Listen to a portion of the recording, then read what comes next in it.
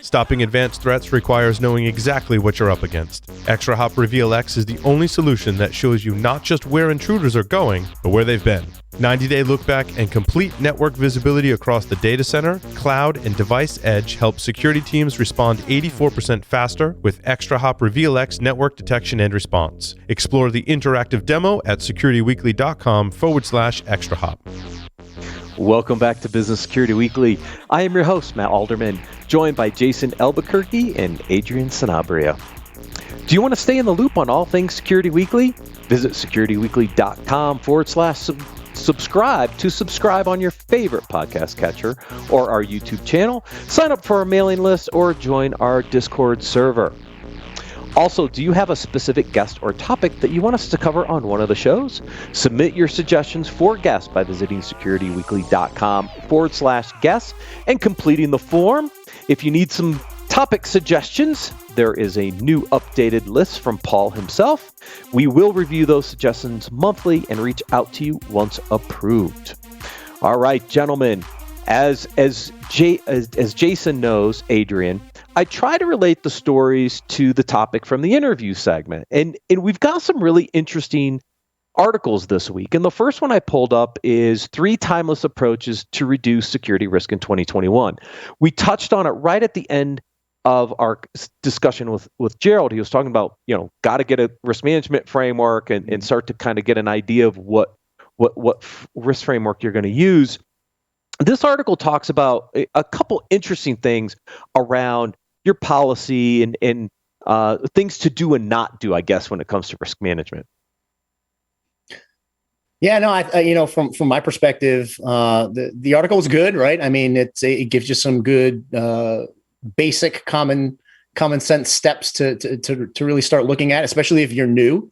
But some of them, they're predicated on other things, right? I mean, like one of them is look to reduce your haystack of threat avenues, right? But with smart policy enforcement. But for me, I take a look at it and say, listen, you need some of the basics first, right? You need to know what they have. What do you have, right? And we know that's a big gap in many organizations, right? Asset management and knowing what you have. And then on top of it, to be able to do that, you need to know what you have and what those typical behaviors are of what you have. So for me, it's a learning process, right? And I always harp on it, get the basics right. Because if you're not getting the basics right, you're just going to get overwhelmed with technology and process and policy and, regulatory oversight and things of that nature. Get the basics right. Yeah, and a couple of weeks ago. Sorry. Go ahead, Adrian. Yeah, no. And then you've got measurement. How do you know that you've gotten the basics right? Right. Are you 50% there? Are you 75% there? Exactly. Are you 125% there and you didn't even realize it? Yeah. No, and that's the metrics of building the program, right? I mean, you have to, and I said it earlier on the other segment, it's that continuous improvement cycle, right? So you always have to be looking at how you're doing, and every organization's different, right? I mean, at the end of the day, we're a technology services firm, but we're different than other technology services firms. So it's really knowing the risk appetite of the organization to be able to make some of those decisions as well. Yeah, and they talk about that in the third bullet point about sometimes it is unique. You are unique, right? Your situation, your business is unique. Therefore, a one-size-fits-all isn't going to necessarily work. You have to understand what risk factors your organization is facing, what your risk tolerance is as an organization, and you have to customize.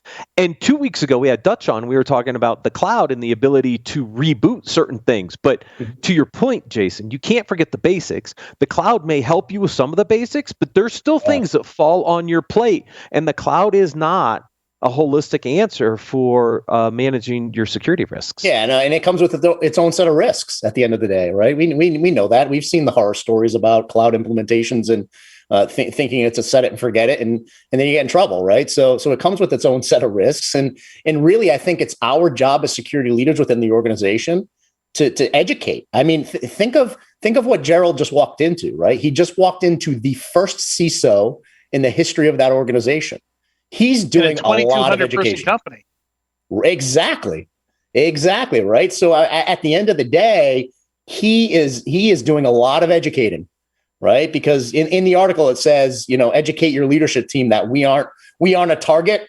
Is just sticking your head in the sand, right? That's one of the key number 3 terms that they put in there, or quotes that they put in there. But it's a ton of education. Absolutely a ton, especially if you're the first in the history of the company.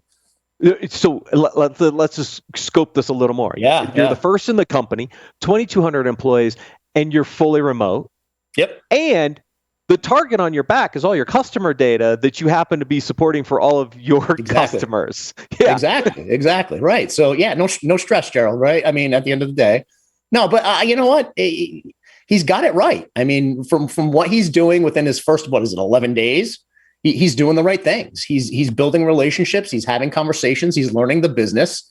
He's treating it from the lens of I need to be a business enabler, right? And really taking that into an account, right? I almost said when he was talking about not coming in and being a roadblock or trying to blow things up. I'm like, yeah, no, you want to come in. You don't want to be the guy driving the bulldozer. You want to be the guy driving the Uber, right? Because you're basically along for the ride and saying, hey, listen, I want to take you to a certain outcome. Let me learn, right? And being that conversational Uber driver at the end of the day. Yeah, exactly. Well, it's interesting too, because what's bottlenecked him is the ability to build all these relationships and gather all the information he needs, and like there's just literally not enough time in the day. Right. Yep. Exactly. And this is why we always talk about be cautious about burnout, right? Because being remote, I find I work more than ever, right? And I have to be very, very pointed in taking quick breaks and making sure you get that breathing room so you don't burn out, because you're always on. And in some fashions, being remote, you almost feel obligated to be always on because you are remote and you're not in the office. So definitely be cautious of that. Know your limits, know your body, know your mind, and know when you need to kind of disconnect a little bit. Yeah.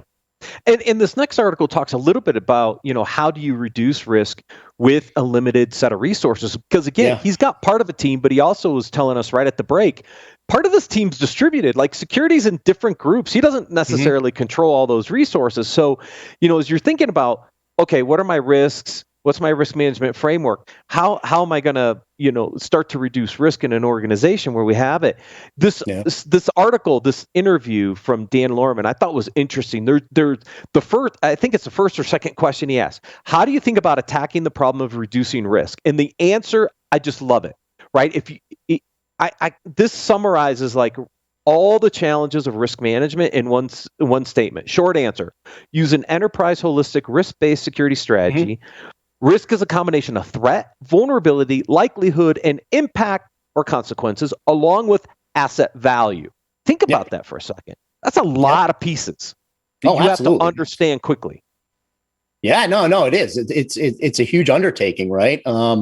But at the end of the day, this article, just to go back to the article, did a great job of kind of outlining, and it was conversational, right? It was a back and forth of, number one, ways to identify risk, ways to reduce risk, how you communicate that risk, because that's where you're going to get the support when you're communicating upstream, to the CFO, the CEO, the people that you want to give you funds to actually, build a program or bring in tools to do that.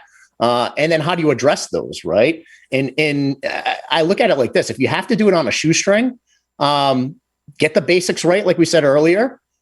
Make sure you have operational efficiencies in play, especially with Gerald. I mean, he's got open canvas, so he can build that, right?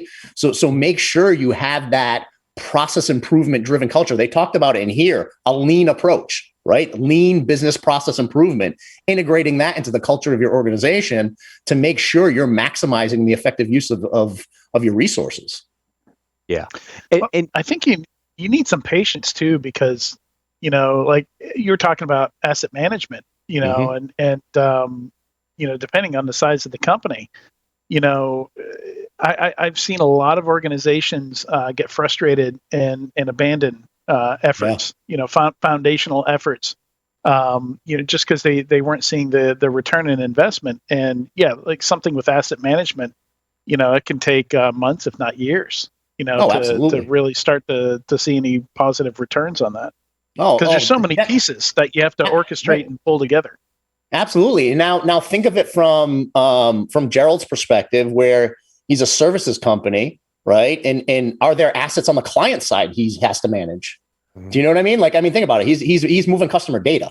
So there's a lot of client side assets he needs to be worried about too. Yeah, again, that's a kind of dual role where you're worried about the product that you're handing off to someone that another company's using, and then your own vendor management and your own internal stuff. Yeah, third party, fourth party vendor risk management, right there in a nutshell. Yeah. In the summary of this article is great. He puts out his top 6 things. I may not agree with all of them 100%. I mean, we know you've got to do some level of education and awareness, but we also know those programs struggle a lot in being effective.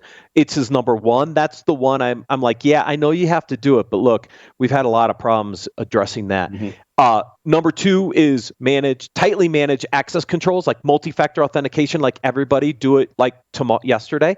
Because I was traveling late last week. I was down in Texas helping my in-laws with some stuff. I got an email notification from Microsoft for a 2-factor authentication. Guess what? Someone was trying to get into my account. They didn't have the second factor, right? This stuff happens all the time, people, and we're in the industry. That's why we have MFA turned on. Right. Talks about cyber hygiene, right? Doing the basics, focusing on CIS controls 1 through 6, and closing down the gaps. Great idea. Data protection, right? So there's user data, right? I talk app user data, user and data in the top 4, guys. Right. And then he talks about third party, and then maybe partnering with a services organization as his last 2. Yeah. The third party vendor risk management thing is so huge. It really is. I mean, at the end of the day, by having these third and fourth party vendors, you're bringing in a level of risk to your clients. So, and ultimately, you're responsible for the safeguarding of the assets they trust you with. So at the end of the day, do your diligence, right? I mean, ultimately, they're putting the brand of your company at risk. So why wouldn't you do that level of diligence against these vendors that you're bringing in? You want to be considered a trusted partner to your customers. So, doing that level of assessment and vendor risk, and hey, by the way, don't treat it like a checkbox, right? Really get in, have conversations. I mean, I spent 14 days in India, right, to make sure we vetted properly one of our partners, because I needed to be there. I needed to have the conversations with their executives. I needed to have the conversation with their ownership. It had to be something that we treated very seriously. Yeah, agreed. Now, this next article, we just talked about the summary of 6, right? We just identified 6 things. This next article says why less can be more when it comes to cybersecurity. Because, think about it, right? He lays out 6, but how many vendors are we dealing with in the security space? The article talks about 35 to 65, I think, on average, different security tools and vendors. That creates a lot of complexity, creates a lot of cost. I mean, are there ways to streamline a security program to just get the basics nailed down? Yeah. I just go back in time for my organization and realize very quickly that the more siloed tools we had, the less context we were actually getting on our environment. And we went through a concerted effort just to consolidate things down, right? I mean, maybe you're not going to have your 15, 20, 25 tools, every single one of them be up in the leader side of the Magic Quadrant. But by having tools that integrate and cooperate and share context and share data, you're getting more benefit in the visibility and the context that is bringing to the table at the end of the day. So I think the outcome is better by reducing those silos. It absolutely is. Absolutely. I think there's so much focus on performance, and looking at how many malwares a particular tool stopped or something like that. And that's something we're doing as Security Weekly Labs gets into product reviews. And one of the conscious choices we made is not to chase performance as much as the customer experience, the usability of the product. And in my experience as a pen tester, all the most solid shops I've ever done a pen test, again, the people that really had their stuff together, could list off their security technologies usually on 1, maybe 2 hands. They didn't have 35 to 65 vendors. Agreed. They had 5, maybe a little more than 5, but they were using like 98% of what those products could do. So that's the key that I wanted to point out with this article, right? Is you can have all of these best of breed tools, but think about it. We're all struggling for bandwidth. We're all struggling to get the right professionals on our team, right? I mean, it's hard to find great security people. And all of these tools, we're in this weird cyclical type thing, right? Where security teams don't have the people, so they go buy a tool, but then they can't adopt the tool, so they'll go buy more tools, right? Now, what you end up with is a team full of people that are all operational. They're all managing tools. that's it. They're all dealing with the overhead of owning all these tools, Yeah. and nobody's actually doing security work. No, and I'm finding that the adoption rate of all these tools is then maybe, if you're lucky, the 25%, right? You're only adopting maybe 25% of these tools. How is that bringing any value to the organization? You're literally operating in a whirlwind all day long. All day, every day. But we just cycle the vendors through. That's right. They become collectibles for the shelf. Oh yeah, we own, here's my shelf of trinkets. That's Well, right. remember That's back right. when we got the software packages, we could just line up all the software, the empty software. Yeah, Just the boxes. Well, they always send shelf. you tchotchkes, man. You can just line up all the tchotchkes they send you. Yep. Oh gosh, why do CISOs leave? So I Because mentioned there's this too article. many tools. No, I'm only kidding. But I mentioned this article is kind of the precursor to the segment with Gerald, which is, why do CISOs leave or get forced out? What I thought was interesting, the ZDNet average for the CISO tenure is 26 months. I mean, it used to be around 18. So, it's grown. I think that's pretty good. I mean, the tenures are a little grown, but I mean, we're talking a little over 2 years. And so I thought this was an interesting article to bring in. It's like, why do CISOs leave? What are those catalysts that create that change? Look, a change in the company or leadership is definitely one. I mean, if we think about what's going on in the federal government, I mean, we've got a change of administration, so that's natural. But any change in leadership could create a catalyst for a CISO 100%. change. I mean, as new leaders come in, many of them come with trusted colleagues that they want to bring in because they know they can help make a difference in the company with those trusted colleagues. And sometimes there's a leadership change based on that. It happens. It's the politics of business, right? I mean, we talk about politics in government, but politics, it's the same thing in business to a certain degree, right? So it's the politics of business, and that happens. You have a change at the top, or you have a change at C-level leadership. And many times they want to bring in colleagues that they've known and worked with for years. So it definitely happens. But, other differences is, personality conflicts, right? Where you're coming in with a certain set of outcomes and expectations that you believe in. And maybe it conflicts with the ownership, the leadership of your organization, right? And that's why in the previous segment, it's so important to interview the company that you're actually interviewing with. Because you have to figure out what they expect, right? And we're going to talk about this later, but that ability to connect with the culture and connect with the expectations based on the type of CISO you are and type of leader you are is extremely, extremely important. So you're not learning about that a year into the job. And to me, all three of these things go back to culture. All three of these items, it's all about that culture. And a lot of companies say, like they've got the verbal equivalent of that page on their website says, we care about your data. We care about your security. And that's the tricky part is figuring out, and I guess, the figuring out if they're really serious about it or not. And I think that somewhat goes back to actions. You have to look at what they do, and less so what they say. I mean, everybody's got to turn over a new leaf at some point. But ultimately, your vision has to mesh with their vision for the company. 100%.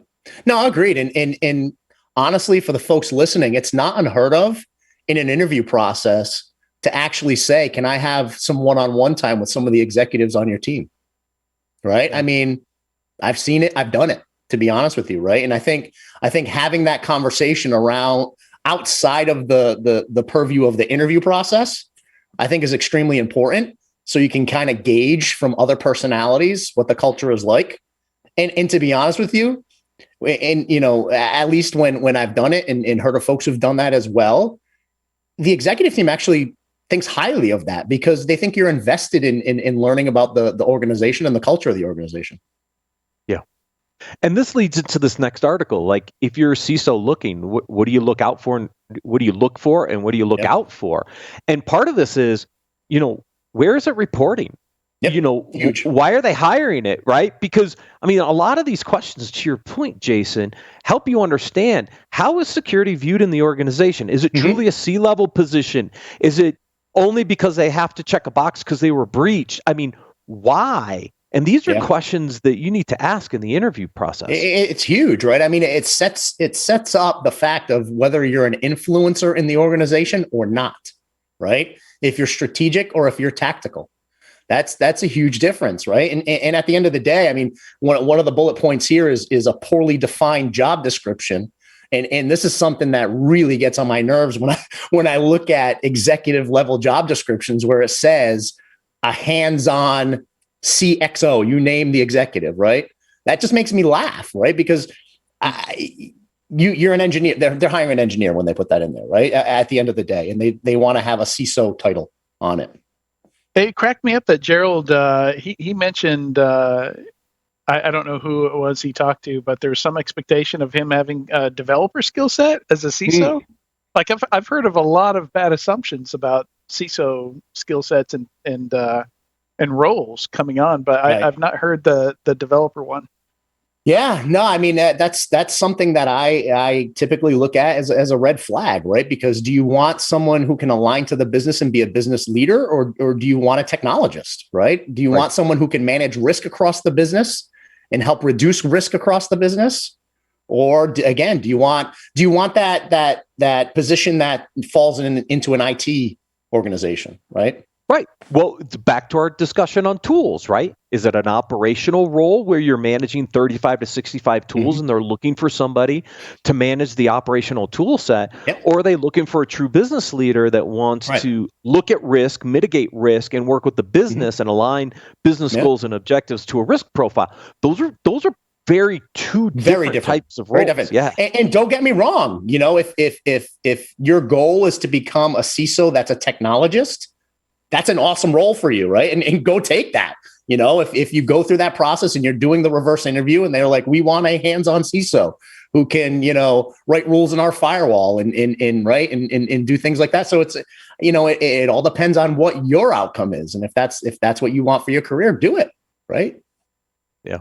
Yeah. I think one of the most dangerous is we need a CISO for some external visibility reason. Like we just want to be able to say that we've got a CISO, in those cases, just get a virtual CISO. Just hire a virtual. That's right. CISO. Yeah, absolutely right. And typically it's for some regulation or compliance framework because they need the check in the box. Yep. DPO. And speaking of compliance or regulatory aspects, did you set these up like this on purpose? My God. Well, I do manage my flow pretty well. I attempt to. So some serendipity here. Yeah, Jason kind of that is the flow master. Yeah. I thought this was very interesting. Virginia signs a privacy regulation. We talked about this right around the end of last year and at the beginning of this year about some of the things we were hoping to see. This is not where I wanted it to go, where we are at the point where we're going to end up with 50 privacy regulations. We've talked about this. When GDPR was launching, we talked about this and said, hopefully, as a nation, we get our stuff together and we can do something nationwide so we don't end up with 50 privacy laws. And look where we're at. Yep. Virginia signs it's tough. The second. It's tough for an organization who works nationally to keep up, right? And especially with something like this, where you scroll down toward the bottom of this article and it's like, here's the list of all the exemptions. Right. So if you're a state and local government, if you're a nonprofit, if you're higher ed, if you're, if you're a GLBA, if you're in HIPAA, right? It's one of those scenarios where it's like, oh my, now I got to manage these exceptions as well. Yeah. So, think about this as a CISO who runs a national organization who has not only 50 different breach laws, now they have 2 heading towards 50 different privacy laws and all the exceptions in all these. That's right. Managing that from a risk profile has got to be just challenging. It makes it impossible. It makes it so hard, right? I mean, and that's the whole, we talked about it earlier, making sure you have lean processes so you can optimize, your organization and your resources. And this is one of those things where you just can't, how do you optimize that? I mean, we have an entire GRC program, right? Where we can take all of these regulations and compliance frameworks and privacy frameworks and align it. We have NIST 853 as our central pillar and try to align as much as we can to that. But it makes it difficult. Just us alone, we're managing to 19 different authority documents. And it just makes it hard because now you have to have conversations of, all right, well, what state is that customer in? Okay, well, let me dig in here. Okay, well, now that has certain... No. Y'all are looking at this wrong. This is a vendor product opportunity here. This is a risk management SaaS opportunity. There's tons of opportunity, absolutely. We'll map on all this stuff for you. Pay us there will be new tools that will only market around CCPA and this new COPA law from... That's right. From one more tool Virginia. in the tool belt. This is a vendor it makes it hard from an operational efficiency side of the aisle and just to be able to navigate the crazy. Yeah, absolutely. It kind of seems to me like and Virginia's been here before too. They, along with California, they tend to be one of the first ones to dip their toes in the water. Massachusetts, to some extent, also. It does kind of feel like these are the beta versions, doesn't it? Like these are the states that kind of dip their toes in the water, and I think the hope is that if it lands well, maybe then we can move to something federal. But I mean, we haven't even seen that happen with data breach laws. No. And I think this is a lack of our federal government taking the initiative to get ahead of some of this stuff. I think they're so far behind. And look, I think there's been a lot of political strife, but going down this path again, like we did with the data breach laws, I think is a huge mistake. We should have a federal law so it can be dealt with consistently across all 50 states and protect people's privacy should be a top priority, and we should do it at a federal level. I 100% agree. Yeah, again, just to harp on the subject, I can't believe we're having this conversation and we don't have something at a national level. Yeah, I know. Oh, gentlemen, it's always a pleasure. Adrian, thank you for stepping in for Paul today. Thank you, everyone, for joining us, and we'll see you next week on Business Security Weekly.